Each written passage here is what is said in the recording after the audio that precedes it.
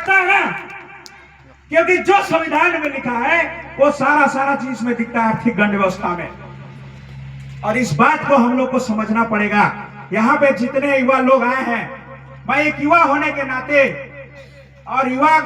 नाते इस बात को कहता हूं कि आज हमारे पास विभिन्न समस्याएं, तमाम प्रकार की समस्याएं दिखी, और उस समस्या का निदान हमने समस्या के रूप में जो हमारा आय का सोर्स है उसमें भी मैं जाता हूं। जो 4 प्रकार के आय के सोर्स से सब के सब, चाहे वो कृषि से संबंधित हो, चाहे वनोपज हो, चाहे नौकरी हो, चाहे मजदूरी हो, सभी का सभी खत्म होने के कगार में है ना। जब सारा चीज खत्म होने के कगार में है, एक बात और मैं बोलता हूं अभी कि कोरोना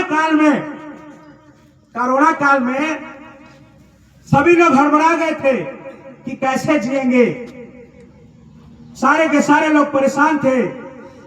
लेकिन हमारे आदिवासी लोगों के चेहरे में कोई परेशानी झलकता तक नहीं था। कौन मरा उस समय?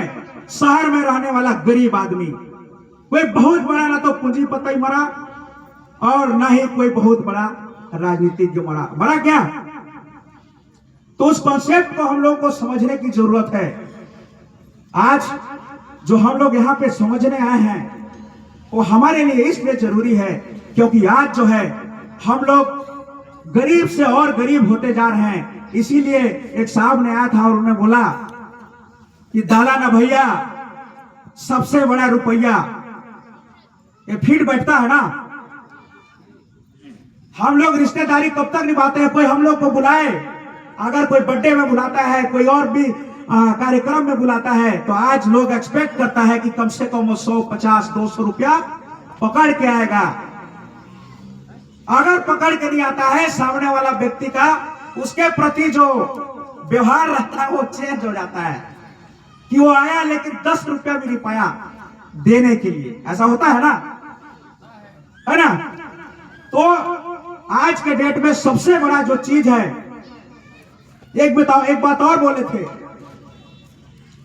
कि कसम खुदा की, क्या बोले थे सर उसको? खुदा पैसा तो नहीं होता। हाँ, वो शब्द बोले थे। और हकीकत माने में आज हम लोग इस बात को देखते हैं। आज गांव में सब लोग मानते हैं ना कि गांव में सारे के सारे लोग एक बराबर नहीं होते हैं। किसी के पास सारा संसाधन होता है, किसी के पास थोड़ा कम संसाधन होता है, और किसी के पास थोड़ा भी संसाधन नहीं होता है। तो वहां पे सामाजिक न्याय की बात हो सकती है क्या? हो सकती है।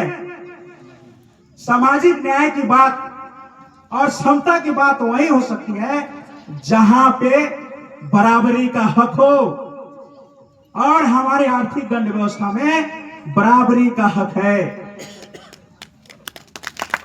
यहां पे शेयर के माध्यम से आप अपने संपत्ति को इंक्रीज कर सकते हो, संपत्ति बना सकते हो। एसेट जो तकाम दादा ने बनाया है, जो कॉन्सेप्ट उसमें एसेट का है, संपत्ति, उस संपत्ति का निर्धारण कर सकते हो।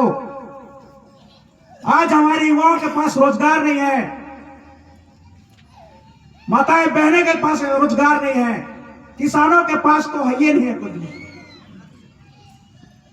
आज उस चीज को हम लोग को समझने की जरूरत है कि हम लोग कैसे एकजुटता के साथ इस आर्थिक दंड व्यवस्था की अभियान एक जन आंदोलन है, और अभियान है क्रांतिकारी सोच है, और इस अभियान को हमारा नैतिक